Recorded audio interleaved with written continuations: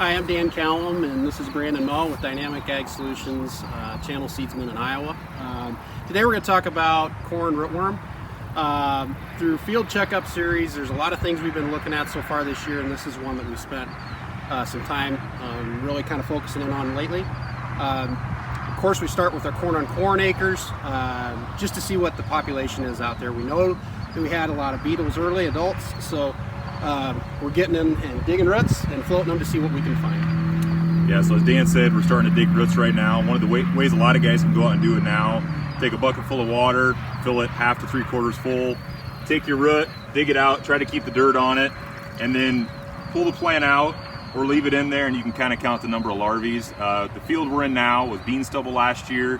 We're not seeing much here now. We have done some corn on corn fields recently where we've seen 4 to 5 rootworms start to float to the top. Just a field we want to keep an eye on. Right now, this time of year, we're very dry here. We're about 30 miles northwest of Des Moines. We're starting to see a lot of curling and rolling in some of our fields that are corn on corn.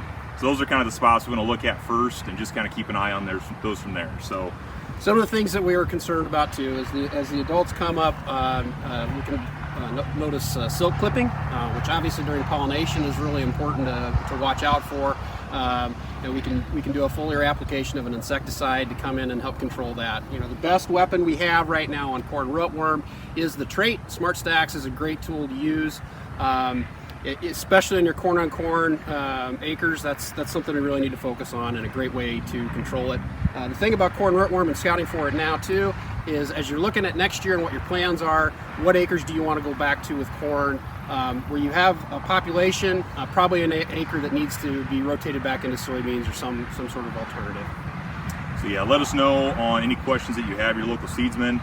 Like I said, if you're out walking a field and you start to see some silk clipping, just look around and see what's out in the field. There's a lot of insects out there now. There's Japanese beetles, there's also the corn rootworms. The corn rootworms really want to be looking at, and as Dan mentioned, those are the fields, if you're going back to corn next year, we're seeing silk clipping, seeing a lot of beetles, maybe something to think about. Possibly throwing an insecticide in with your foliar fungicide, or making a separate treatment altogether. So thank you very much and have a good day.